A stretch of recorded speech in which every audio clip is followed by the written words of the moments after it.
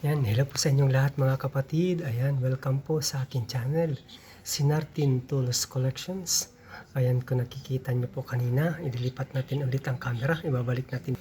Ayan, ito po yung kagabi ay itong channel na ito, Sinartin Tools Collection. After a day na magawa ang channel na ito ay nag-request na ma-access ang live streaming at ang sabi ay kailangang mag-antay ng 24 hours at yan na nga po, pagkatapos nun yan ay inantay natin at ngayon ay kagabi, umpisa pa yan kagabi ng pagkaka-countdown hanggang ngayon at yan na ang oras ngayon ay alas 7:30 na.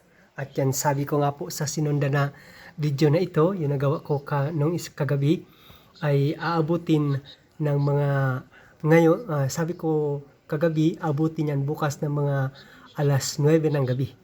Ayan, kasi, nung gawin ko ang video ay mga 23 hours na, ibig sabihin, nakalipas na ang 1 hour ng countdown. Tapos yan nga po, yan, tuloy-tuloy hanggang ngayon. Ayan, ang natitira na lang ay 1 hour and 34 minutes. Ayan, sakto. Ayan. Ayan na po. Kaya pagkatapos nito ay pwede na akong makapag-live. Susubukan natin kung pagkatapos ng countdown na ito ay makaka-access na tayo. Kung yun nga, kumbaga experiment lang po ito mga kapatid. Na ibig sabihin, ang channel ko ay kakaunti pa lang ang subscriber, pero susubukan kung pwede nang ma-access ang live streaming. Kaya yan, susubukan natin ngayon. Mag-a-add tayo ng another na tab. Ito, mag-a-add ako ng another na tab. Yan, malabo nga lang. Yan, mag-add tayo, tapos punta ko dun sa YouTube, sa aking channel na yan. Ayan, ito na po ang aking channel. Tapos i-click natin, punta tayo dun sa YouTube Studio. Ayan. Yan sa YouTube Studio. Ayan, makikita dyan na ang subscriber ko po ay 3 subscribers lang. 3 pa lang ang saging. At dito rin natin makikita mga kapatid sa video kong ito. Dito rin natin makikita kung papaano nagdidikit sa atin ang iba nating kaibigan. Halimbawa, kasi dito natin makikita sino yung nagdidikit ng legit. Kasi kung mapapansin ninyo, dito sa subscribers ko ay 3. Pero pag pumunta tayo dun sa real, ang nandun ay isa lamang. Tingnan nyo ha. Dito sa latest comments, hindi dyan. Doon tayo pupunta sa dito tayo pupunta sa latest subscribers. Tingnan nyo po, isa lang ang nandyan. Si Leandro Coutinho Pereira. Ayan, shout out to you, sir.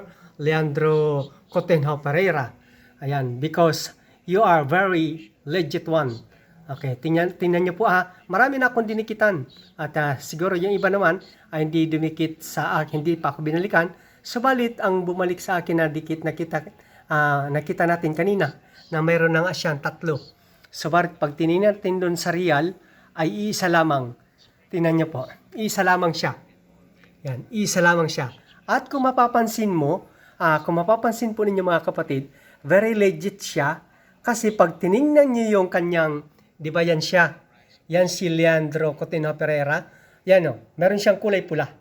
Ibig sabihin, nakadikit siya ng legit na pagdidikit. Titingnan natin doon sa kanyang comment. Nag-comment kasi siya Nag-comment siya doon sa nakaraan kong video. Ito rin yung update ko rin ng nagre-request ako. Yan ang title niyan, I am requesting to access the live streaming just a day after making a YouTube channel. At ito na nga, nag-comment siya. Ibig sabihin, ang kanyang comment, sa kanyang comment ay may nakalagay na kulay pula.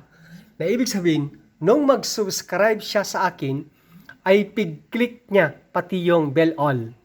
Ibig sabihin, legit siyang nagdikit sa channel na ito sa channel na ito ni Nartin Tools Collections.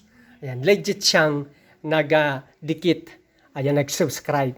Ayan po mga kapatid, kaya dyan yung makikita na ibig sabihin, yung iba ay nag-subscribe sa atin. Ganun lang, subscribe lang. Pero hindi kiniklik yung bell all. Mas maganda po kung kiniklik natin yung bell all pag nag-subscribe tayo dahil para ma-notify tayo every time na yung pig-subscribe natin ay may latest uploaded video. Ayan po mga kapatid. Maraming salamat po mga kapatid sa inyong panonood sa aking countdown na ito sa pag-aantay. At ito pong account ko ay very legit. Bakit? Meron siyang ito. Meron siyang phone number verified. Ayan. Hindi ko yan tinanggal. Yan tab na yan. Kagabi pa yan. Hindi ko yan tinanggal. Kasi hindi ka makaka-access pag nag-request ka to access the live streaming sa YouTube, ay hindi ka doon bibigyan ng makakapasok kung hindi ka nag-verify ng iyong number. Ayan, may contact number. Ayan, ayan po. Ayan, nakikita na natin. Binalikan natin ulit. 1 hour and 29 minutes. Yan po na lang po. Sandali na lang po ang aking pag-antay upang ako po ay makapag live streaming dito na si Nartin Tools Collections. Maraming salamat po sa inyong lahat mga kapatid. Bye-bye and God bless po.